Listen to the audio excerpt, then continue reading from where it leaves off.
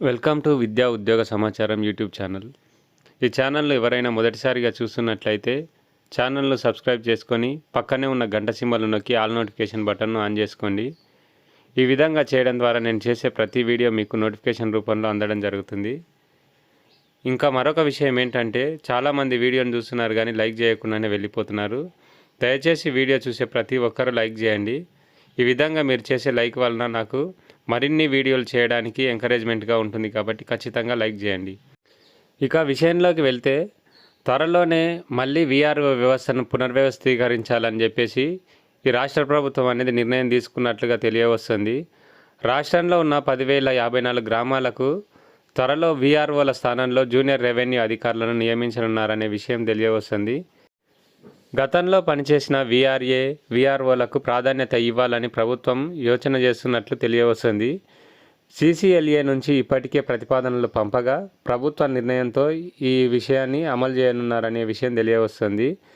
గ్రామస్థాయిలోని revenue వ్యవస్థను బలోపేతం చేసేందుకు ప్రభుత్వం చర్యలు చేపట్టిందనే విషయం కూడా తెలియవస్తుంది. రెవెన్యూ గ్రామానికి ఒక జూనియర్ రెవెన్యూ అధికారిని నియమించనున్నారు. 2020 అక్టోబర్కు ముందు గ్రామస్థాయిలో రెవెన్యూ సేవలు అందించేందుకు గ్రామ రెవెన్యూ అధికారి అంటే వీఆర్ఓ అనేవాళ్ళు, అదేవిధంగా గ్రామ రెవెన్యూ సహాయకులుగా వీఆర్ఏ వ్యవస్థలు ఉండేవి. రెండు కలిపి రాష్ట్రంలో 25,750 పోస్టుల వరకు ఉండేవి. అయితే బీఆర్ఎస్ ప్రభుత్వం వీఆర్ఓ, వీఆర్ఏ వ్యవస్థను పూర్తిగా రద్దు చేసింది. వారిని ఇతర శాఖలకు బదలాయించింది. ఫలితంగా గ్రామస్థాయిలో అనేక సమస్యలు ఎదురైనట్లు ప్రభుత్వం గుర్తించింది. క్షేత్రస్థాయిలో పాలనా పరంగా యంత్రాంగానికి వీఆర్ఓ, వీఆర్ఏలు కీలకంగా వ్యవహరించేవారు. విపత్తులు, పంట నష్టం అంచనాలు మొదలు ప్రభుత్వ పథకాలకు అర్హుల గుర్తింపు, సమాచార చేరవేతకు మాధ్యమంగా ఈ వీఆర్ఏలు కానీ వీఆర్ఓలు కానీ ప్రధానంగా పనిచేశారని చెప్పవచ్చు. ప్రధానంగా వీరు ప్రభుత్వ భూములు, చెరువుల రక్షణకు తోడ్పడేవారు. ఇటీవల సీఎం రేవంత్ రెడ్డి, రెవెన్యూ శాఖ మంత్రి పొంగులేటి శ్రీనివాసరెడ్డి రెవెన్యూ శాఖపై సమీక్ష చేయడం జరిగింది. గ్రామస్థాయిలో రెవెన్యూ వ్యవస్థను పటిష్టపరచడంలో భాగంగా సిబ్బంది నియామకానికి నిర్ణయం తీసుకున్నట్లు సమాచారం అనేది ఉంది. అయితే గతంలో పనిచేసిన వీఆర్ఏ, వీఆర్ఓలకు ప్రాధాన్యత ఇవ్వనున్నారనే విషయం తెలియవస్తుంది. రాష్ట్రంలో 10,954 రెవెన్యూ గ్రామాలు ఉండగా ఒక్కో రెవెన్యూ గ్రామానికి ఒక్కో జూనియర్ రెవెన్యూ అధికారిని నియమించాలని రెవెన్యూ శాఖ ప్రతిపాదిస్తోంది. వారిని జూనియర్ రెవెన్యూ అధికారి లేదా గ్రామ రెవెన్యూ కార్యదర్శి పేరు పెట్టేందుకు సిఫార్సు చేసింది. డిగ్రీ లేదా తత్సమానమైన విద్యార్హత కలిగిన వారిని ఈ పోస్టుకు తీసుకోవాలని భూపరిపాలన ప్రధాన కమిషనర్ సీసీఎల్ఏ నుంచి రెవెన్యూ శాఖకు ప్రతిపాదనలు అందాయనే విషయం తెలియవస్తుంది. ఆర్థిక భారం లేకుండా పాతవారితోనే పోస్టులను భర్తీ చేయాలనే విషయం కూడా సర్కారు చూస్తుందనే విషయం తెలియవస్తుంది. గతంలో వీఆర్ఏ, వీఆర్ఓలను ఇతర శాఖలకు బదలాయించినా ఇప్పటి వరకు సర్దుబాటు కాలేదనే ఒక సమాచారం ఉండడం జరిగింది.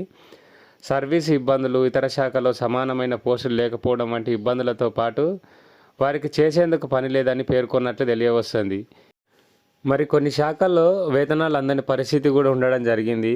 ప్రభుత్వ భూములు, చెరువులు, నీటి వనరులు, చెట్ల పరిరక్షణ సహా భూ సంబంధిత వ్యవహారాల్లో క్షేత్రస్థాయి విచారణకు జూనియర్ రెవెన్యూ అధికారులు ఉపయోగపడనున్నారు.